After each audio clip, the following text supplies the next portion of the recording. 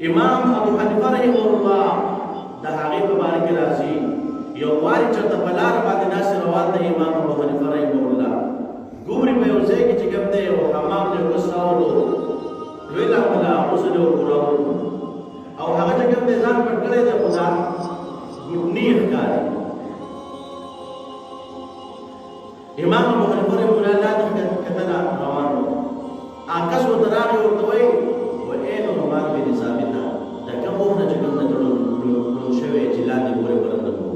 وایي دا هغه وخت ټول شوی دا کوم نه چې پتا کې حیا ختم شوی کتا چې به حیا نه وي او په حیا کې ګرځېدلې په پرده کې ولې چې کنده مخکته کتلې ولې په زړه توبه شان تللې او پتا کې حیا ختم شوی د زمون ګور نه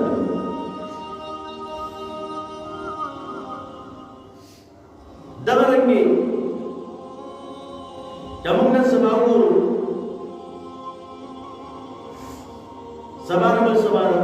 د اتفاق پر باندې په اسلام آباد کې کوم د خزو احتجاج مقرر کړی دی چې موږ راوځو او د اسلام آباد په سړکونو باندې به ګرځو او دا ناري به هم معراج سره او معراج ټول زنانو د احتجاج کړی دی دغه اتم تاریخ مقرر کړی دی سبا بل سبا اتفاق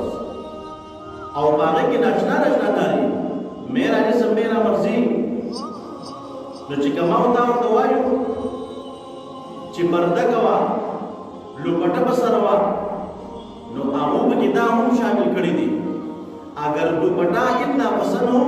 تو خود لے لو ته واخلا کيو مولا ما ته چې لوپټه بسره وا دا مولا به بسره زینب بسره کما ته یو زنانه چې لوپټه بسره وا دا زنانه بسره زینب بسره کما ته ورور پلان وای چې لوپټه بسره وا دا ورور پلان لوپټه بسره زینب بسره دای هم په خپل لارو کې شامل کړی دي اگر دوپټا اتنا پسند ہو تو آپ کو قربان ہو تاسو په خپل سترګو باندې چې کوم دې کې دې او خپل سترګې په وټړل نو ته مو وايي چې دوپټه وسره نو چې یو قوم زنانا دومره به حیا شي دومره د هغوی نه حیا ختم شي چې هغه خپل چې کوم د هغې فرایض دي هغه وایي ته کوه پرده د زنه ته کوه لوپټه د زنه ته په سره وه ته په سترګو باندې لوپټه چې کوم دی هغه ده د دې قوم چې داسې حیا ختم نو څه وکړي حیا یو اهم څیز دی په اسلام کې اذا فاتك الحياء فافعل ما شئت چې کله ستانه حیا ختم شو بیا چې دې زړه سره وړي هغه کوه ځکه یو سړی ډېر وخت یو کار نه کوي یو ګناه نه کوي یو فحاشي نه کوي نو یارو حیا راځي شرم راځي د دې وجې نه کار نه کوي نو چې کله د حیا راغله بس بیا به د سکي هغه کوه فافعل ما شئت نو په دغه لحاظ سره مسلمان زنانه به چې کوم دی هغه به د شریعت په اصولو کې دننه چلېږي د شریعت احکام څه دي الله پاک وایي قل للمؤمنین یغضوا من ابصارهم مؤمنان ته وایي چې خپل نظرونه ښکته کړي دغه رنګې الله رب العزت فرمایي ای پیغمبره خپل بیبیانو ته خپل لوڼو ته د مؤمنانو زنانو ته وایي چې نظرونه په ځان باندې څادر راواچوي په ځان باندې لوپټې راواچوي ته وایي زه دا نه راچومتې اچوه ته وایي چې کوم نه لوپټه نه په سره دی په سره وه نو چې ته د الله په خبره نه منې د نبي اسلام خبره نه منې او وی وایي زه مسلمان یم میرا جسم میرا مرضی زما جسم زما مرضی که زه څه غواړم هغه به کېږي که ما د پلار وایي دا کار مه کوه د پلار به نه منم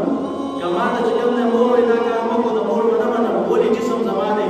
که ما ته یو عالم وایي دا کار مه کوه د عالم به نه منم ولې میرا جسم میرا مرضی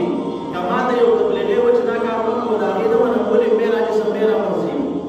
نو افسوس دا دی چې ستا جسم دی او ستا مرضي ده نو که تا خپله پیدا کړی دی خو بیا ستا مرضي صحیح ده که چېرې تا نه دی پیدا کړی الله پاک تا چې ستا دا جسم درکړی دی نو تیرا جسم تیرا مرضي ده د کوم ځای نه راغله خبره نو په دغه لحاظ سره هم دا خلک به د چا لوڼو خویندې وي د چا میندې وي افسوس په هغه پلار افسوس په هغه ورور افسوس په هغه تور ماما باندې چې هغه د هغې مخ ته دا نارېواله کېږي نو هغه پرې خاموش ولاړ که چېرې دغه پلار خپل لور کنټرول کړي دا چغه دا صحیح نه ده که دغه ورور خپل خور کنټرول کړي دا چغه د شریعت نه خلاف مه وهه